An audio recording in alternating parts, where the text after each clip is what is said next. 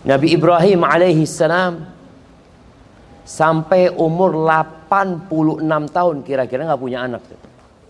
Nabi itu. Bagaimana terus beliau berdoa memohon kepada Allah, Rabbi habli minas salihin. Sebagian kita ketika berdoa memohon kepada Allah, setahun berdoa, 2 tahun berdoa, 10 tahun berdoa, mulai dalam hatinya ada prasangka buruk sama Allah kadang-kala. Aku kok nggak dikasih sama Allah ya, padahal aku ini sudah seperti ini, sudah seperti ini. Hati-hati dengan ucapan itu. Itu masuk ujub. Makanya kita lihat Nabi Ibrahim alaihissalam ketika membangun Ka'bah, apa doanya beliau? Rabbana taqabbal minna. Ya Allah, terimalah dari kami ya Allah. Innaka antas samiul alim. Kemudian terus berdoa lagi memohon kepada Allah, diakhiri doanya dengan mengatakan wa tub alaina. Innaka antat tawwabur rahim. Dan terimalah taubat kami ya Allah, ampuni dosa-dosa kami. Itu Nabi Ibrahim. Maka ketika dengan umur yang sudah tua nggak punya anak,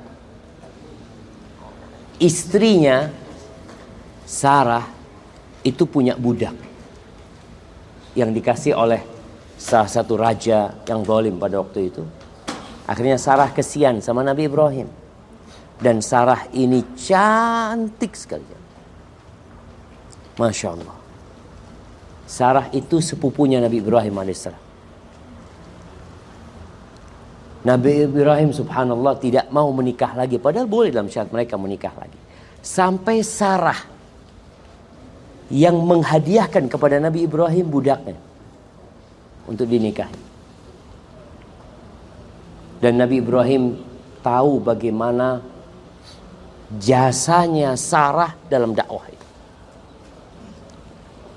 Akhirnya dikasihlah budaknya yang namanya siapa? Hajar. Hajar ini dari mana? Dari Mesir. Dikasih, subhanallah, punya anak namanya Ismail. Artinya Ismail itu dari kata isma', doa yang dikabulkan. Il itu ada riwayat menyebutkan bahwasanya itu salah satu nama Allah, seperti Israel artinya Abdullah, Ismail doa yang dikabulkan oleh Tuhan. Masya Allah, setelah puluhan tahun nggak punya anak, punya anak. Gimana bahagianya? Diuji nggak punya anak, kemudian dikasih anak, apakah ujiannya berhenti? La. Allah uji bagaimana hati Nabi Ibrahim kepada Allah Azza wa Jal setelah adanya anak itu. Makanya sebagian kita tuh nggak berangkat umroh gara-gara anak, nggak berangkat haji gara-gara aduh anaknya masih kecil-kecil ini dan itu. Masya Allah, itu ujian. Nanti insya Allah Ustaz kalau anaknya udah gede-gede, alhamdulillah tahun depan hamil lagi istrinya. Kapan lagi berangkat? Wallahi sahih. Allah berikan ujian kepada Nabi Ibrahim untuk berpisah sama anaknya yang baru lahir, masih dalam susuan. Dari Palestina itu diantarkan ke Mekah sih, ke tempat ini yang sekarang kita melihat begitu indahnya. Dulu nggak ada apa-apa. Nabi Ibrahim ketika berdoa mengatakan biwadin ghairi dzi zar', lembah yang nggak ada pertanian di sana. Nabi di situ ada pohon ya, disebutkan ada pohon Dauha. Ibu kotanya Qatar apa? Doha. Ini namanya pohon. Makanya kalau kita ngelihat simbolnya Doha itu pohon ya, ada pohon Dauh. Di situ diletakkan Hajar sama Ismail yang masih dalam susuan. Diletakkan, Nabi Ibrahim langsung pulang.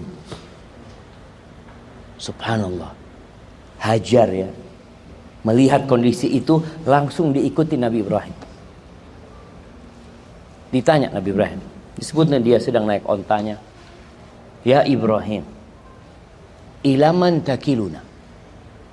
Wahai Ibrahim, engkau titipkan kita ke siapa di sini? Ada siapa-siapa lu di sini, Ibrahim. Gak jawab Nabi Ibrahim. Terus Hajar mengikutin bertanya, ilaman takiluna. Engkau titipkan kami kepada siapa? Sampai 3 kali gak jawab, Hajar sadar mungkin pertanyaannya yang salah. Sebagai istri seorang Nabi masa tanya kayak gitu? Maka dirubah pertanyaannya dengan mengatakan, Allahu amaraka bihada, apakah Allah yang memerintahkan kepadamu untuk ini? Kata Nabi Ibrahim, nah.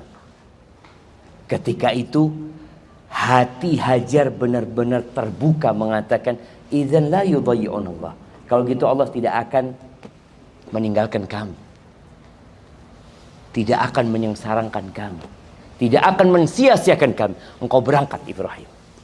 Ini jemaah, orang itu kalau ridha sama takdir Allah, ridha sama syariat Allah, hidupnya tenang.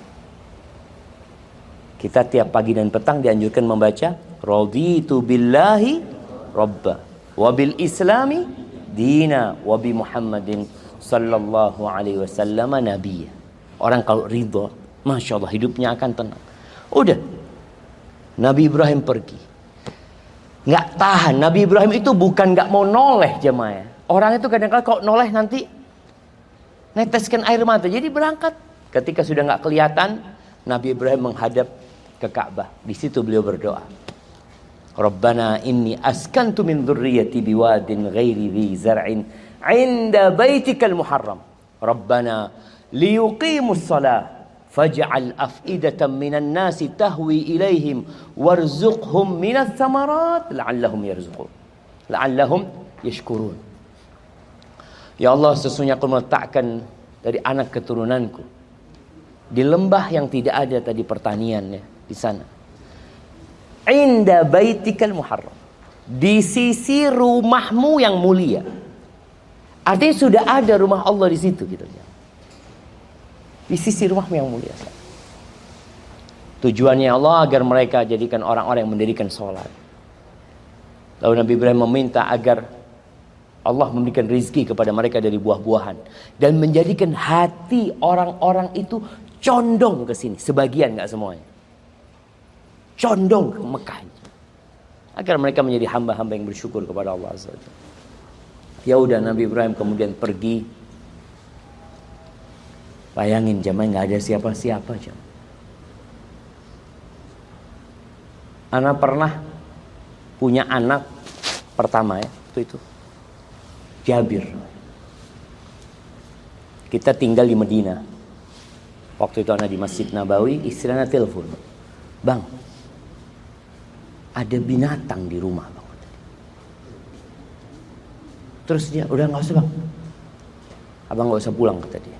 Dia ngomong, dia bercerita, kalau anak selalu bersandar sama suami, kata dia. Kapan anak hidup mandiri, kata dia. Bersandar kepada Allah Azza wa Jalla. Maka para wanita hendaklah mencontoh Hajar. Jangan bersandar kepada suami. Tapi bersandarnya kepada siapa? Allah Azza wa Jalla. Wa man yatawakkal 'ala Allah fahuwa hasbuh. Barang siapa yang bertawakal kepada Allah, Allah akan cukupi. Dari sejak kemarin kita ingatkan, tawakal ini amalan hati, bukan amalan raga dan fisik. Maka yang Hajar ketika ditinggal oleh Nabi Ibrahim, ya sudah, dia susuin anaknya sampai air susunya kering. Jadi sama Nabi Ibrahim dikasih air, sama dikasih satu wadah isinya kurma. Airnya habis, kurmanya habis, air susunya kering. Subhanallah ya, ibu itu, kenapa Allah perintahkan kepada kita berbakti kepada ibu kita 3 kali daripada ayah kita. Kita tidak akan mendapatkan di dunia ini hati yang seluas hati ibu kita. Yang dia siap mengorbankan apa saja demi anak. Setelah kering air susunya dan Ismail menangis, Hajar bukan hanya berdoa memohon kepada Allah, dia berusaha Maka dia lihat tempat yang paling tinggi. Yang dia dapatin adalah Bukit Sofa. Maka dia naik ke Bukit Sofa di sana. Entah yang dilakukan Hajar di sana melihat, ya mungkin ada pertolongan, mungkin ada orang, tapi yang jelas tentunya dia akan terus berdoa memohon kepada Allah. Kemudian dia tidak berhenti di situ. Dia lari lagi, turun. Ismail menangis, jemaah. Bagaimana larinya seorang ibu ketika mendengarkan anaknya menangis. Tapi dia nggak berani pergi ke Ismail. Kalau nggak bawa apa-apa buat Ismail ini. Maka tatkala sampai perutnya lembah, yang kita lihat lampu warna hijau itu, di situ Hajar lari kencang. Sampai menuju ke Marwah, berhenti di Marwah lagi. Ya mungkin di situlah dia berdoa. Kenapa kita disyariatkan berdoa di Sofa dan di Marwah? Kemudian turun lagi sampai ke Sofa lagi.